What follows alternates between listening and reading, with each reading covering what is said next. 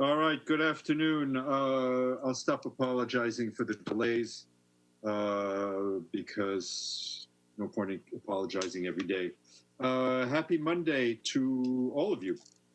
I'll start with Belarus, where I've been asked for an update, and I can tell you that we're very much aware of the demonstrations and the events that have been going on in that country. For his part, the Secretary General believes that the grievances of the people must be heard and that repression is not the answer. As you will see, on Friday evening, we issued a statement in which the Secretary General said he is closely following the developments in the country and underlines the importance of enabling all Belarusians to exercise their civil and political rights. This includes expressing their views peacefully in accordance with the law. Authorities must show restraint in responding to the demonstrations. Allegations of torture and other mistreatment of people under detention must be thoroughly investigated. And the Secretary General calls on all Belarusians to address the post-election grievances through dialogue and to preserve peace in the country. Turning to Somalia, where I've also been asked for comment, and I can tell you that the Secretary General strongly condemns Sunday's attack on the elite hotel in Mogadishu, resulting in the deaths of at least 16 people and many more injured. He extends his deepest sympathies and condolences to the families of the deceased and wishes a speedy recovery to those injured. He calls on all the perpetrators of this heinous act to be held accountable. The attack demonstrates that the fight against al-Shabaab and against all forms of violent extremism in Somalia must continue.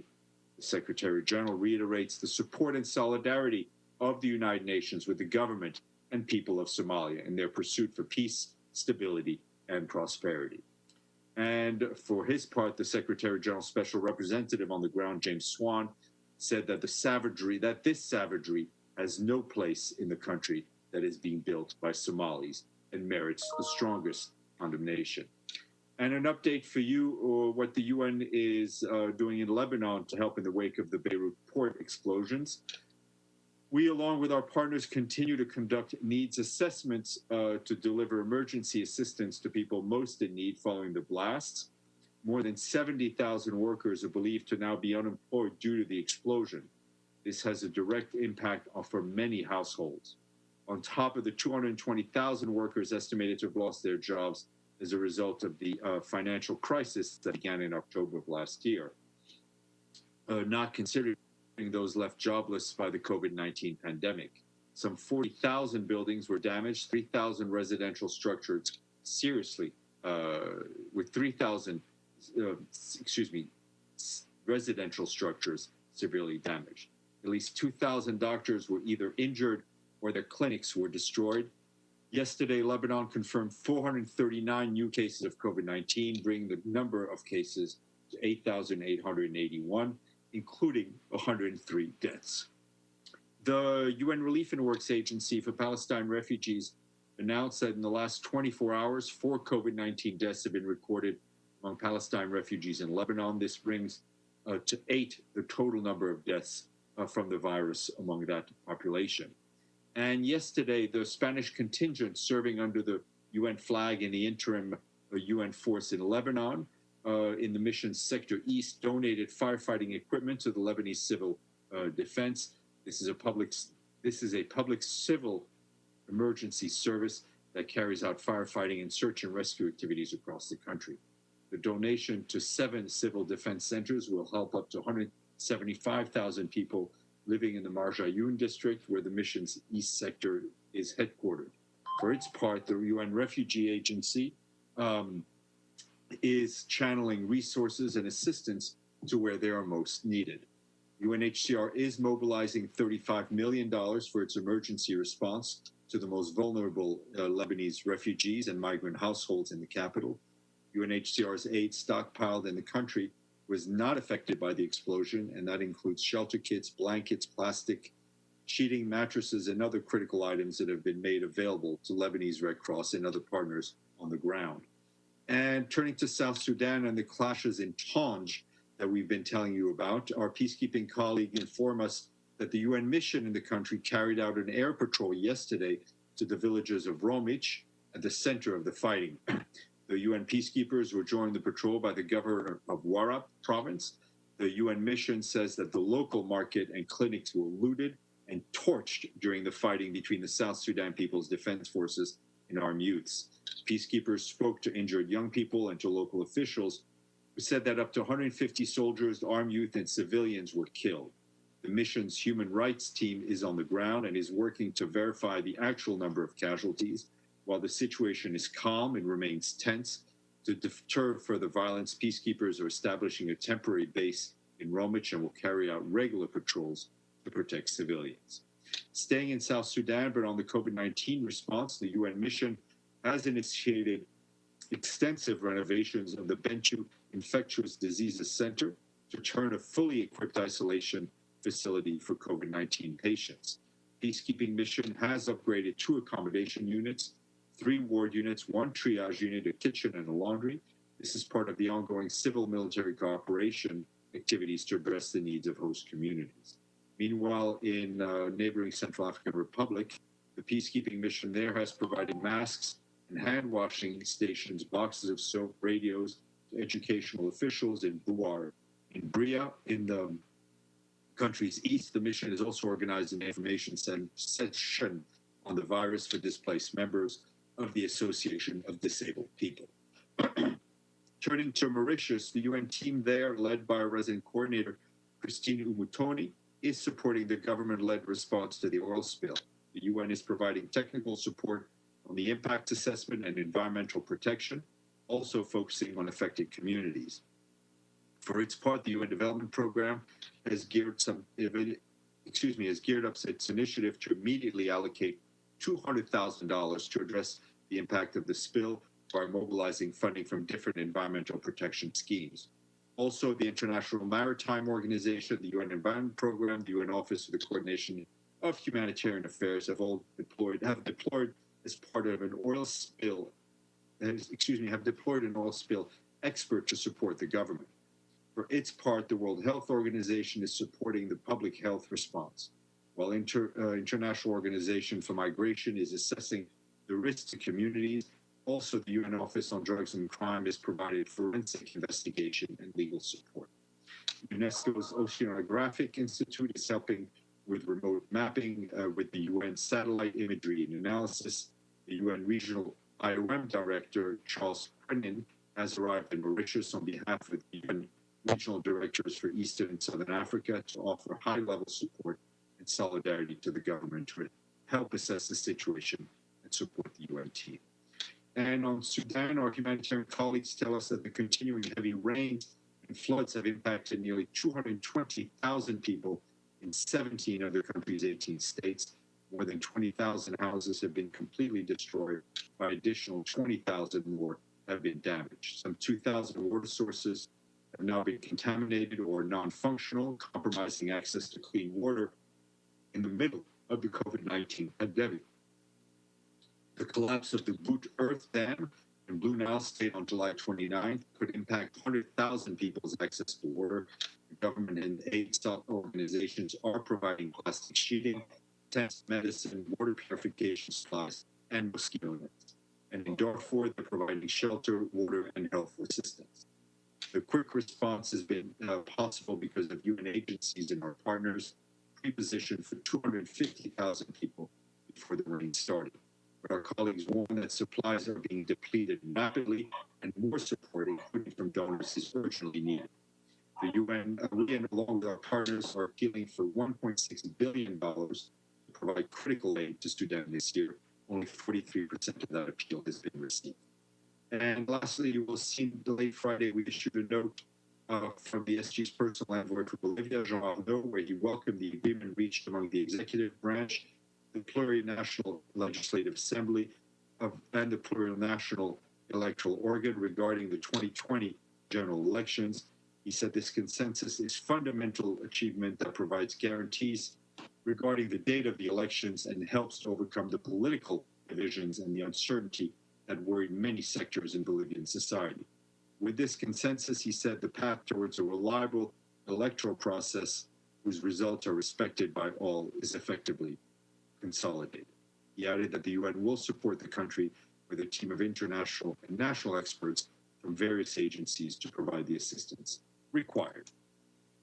All right, I think I have spoken enough. Let me get some water, some glasses, and some question. Iftikhar, you seem to be the first one in the race, so please. No Iftikhar, okay. Edie. Steph, I'm here. Okay, go ahead, Iftikhar, sorry. On Friday, the Secretary General made a strong appeal to the authorities in Yemen for allowing the UN team to inspect this disabled tanker. Has there been any response? Unfortunately, nothing positive to report so far, except to say that the discussions are ongoing, and we're doing our best to answer all the questions that the Ansar Allah authorities may have. Thank you. Ms. Lederer. Thank you very much, Steph.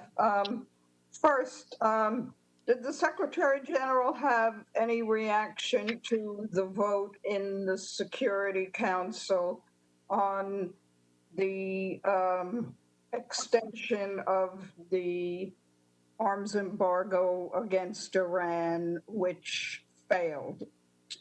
To be very direct, no, we do not have a comment on that decision taken by the Security Council. Or that I have another question. Yes, ma'am. On Yemen, I note that Martin Griffiths will be speaking to the Security Council. I believe it's a closed session. Is there any chance that we can get to? I think it's a very. I'm advocating for you. Let me put it that way. Whether or not I succeed is a much different issue. Thank you. Abdel Hamid. Thank you, Stéphane. I have two questions. First, on a tweet by Mr. Mladinov, where he said he welcomes the agreement between the United Arab Emirates and Israel, and he said it stopped the annexation. That's what he wrote, stop. First, it's completely inaccurate to describe the agreement that it would stop the annexation. And second, neither Israel said that, nor the United Arab Emirates. The United Arab Emirates retreated from mentioning the annexation to say that we are a sovereign country and we can decide whatever we want to decide. So he trying to portray the agreement as something focusing on stopping the annexation. I mean, inaccurate. All I can tell you is that we stand by the Secretary General's own statement and Mr. Mladinov's tweet. But we have been trying, Stéphane, I sent you messages, Ibtissam asked you the same, and you continue to portray the agreement as if it's intentionally directed to stop the annexation, which is inaccurate. I don't think our statement said it was intentionally directed to that. This is what we have taken away from it, and I will leave it at that. Wouldn't you have the courage to revisit the statement and say, oh, we mentioned that, but however, it has been corrected by both parties, not by one. It's not an issue of courage. If we need to restate our position, we will. What is your second question? My second question, on Saturday evening, near the city of Tulkarem, near the checkpoint of Jbara, Jbara, a young Palestinian, his name is Iqab Darawshe, was run by a settler and killed at the checkpoint. And no mention of that crime against a civilian who was just happened to be at the checkpoint, and the settler who killed him. And no mention of that. I tried to find any reference to this crime, similar to that girl who was killed in her house, unknown mentioning. If the incident happened the other way around, it will be different situation altogether. I've seen those press reports. Let me look into it with our colleagues, and I will get back to you. Alan Burkati. Thank you, Stéphane. Can you hear me? Great. I have a follow-up on Edie's question, actually. After this resolution on arms embargo extension failed on Friday, the United States are going to trigger a so-called snapback of the previous sanctions on Iran. Does the ESG have any comment on this situation? Thank you. No, listen, our basic position in support of the JCPOA remains unchanged. What member states decide to do will be their sovereign decision. At this point, I don't have any detailed comment for you. Lenka. Thank you. I have just a follow-up. Is the Secretary General planning to reach out to the U.S. mission or maybe the U.S. authorities in that regard on the snapback? Thank you. We are, we're in constant touch with many members of the Security Council on a number of issues, but it is clear that these discussions, these decisions, are decisions taken by Security Council members. Signore Vacara. Thank you very much, Stéphane. My first question is about Lebanon and Israel. Israel today, the ambassador sent to the Security Council a protest with the photo attached. There was also a photo attached about a proof that Hezbollah infiltrated last month in Israel. And my question is, how the Secretary General now is worried about the situation there, because UNIFIL, we know, needs to be, the mandate to be renewed, and there is this situation where it looks like Israel has approved or says that has approved that the mission that UNIFIL is not able to stop Hezbollah to infiltrate Israel. So how the Secretary General is worried about that? And then I have another question. I mean, Secretary General's concern and observations regarding the situation along the Blue Line have been expressed in the various reports. I would refer you to the recent letter to the Security Council in which he'd said they were still waiting for permission to move in on a number of places, and expressed, I think, some concern about the situation on the ground. We obviously think that it is very important to renew the mandate of UNIFIL as the force, as the UN force is a force for stability along the Blue Line. Mr. Avni. I have another question, but maybe... Go ahead, Stefano. Yes. No, and the other question is that 1 week ago, the Secretary General had a conversation on the phone with the Foreign Minister of Italy, Luigi Di Maio, about Mario Pacciolla's death. And, 7 days later, do you have any news that you would like to share with us? It's not that I'd like or don't like. I don't have anything to share with you, but I will see if we can get some sort of an update. Because I always like sharing things. I can't always. That's all. So you just to confirm, you tell me that you don't have any news. It's not that you can't share news. Let me try to be as precise of it.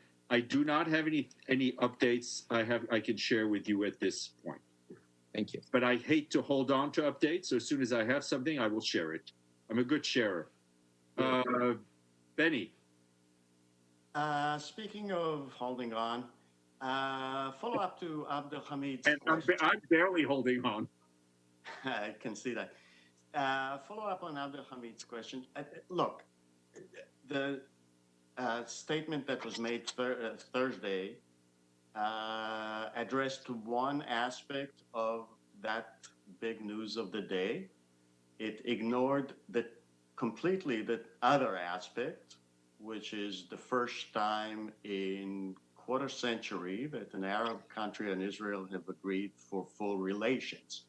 So my question is, does the Secretary General agree with countries in the region like Egypt and Bahrain and Oman and others that this was a positive thing? Does he agree with Iran, Turkey, the Palestinian Authority, and others that it was a bad thing? Or did he just run out of ink? In which case, I have some toners that I can donate. Well, I'm glad that the statement has brought you and Abdelhamid closer in your displeasure of what we said. So at least we've achieved something here. Joking aside, no, I think the statement was very clear in welcoming this as a positive step for peace in the region. It didn't address that. That's your interpretation. I think it did. I think our initial reaction when it was announced at the briefing was also a positive one. We are always for peace, for events that bring people closer to peace. But it addressed mostly the issue of this decision by Israel to stop annexation moves. Well, we believe, it made no comment in the statement about whether... We believe that's a very important part of it. And the UAE and Israel renewing relations not so important? Because it wasn't addressed. That's Benny. I will leave the interpretation to you. It's not interpretation. It was not in the statement. I think it was very clear from the statement that we welcome anything that. Okay, I have to reread it, but okay. I think maybe you should reread it too. Okay, since you wrote it. We can do that. We can do that together. As for ink, I swear to God, I have some spare ink toners at home. So if you ran out of ink, no problem.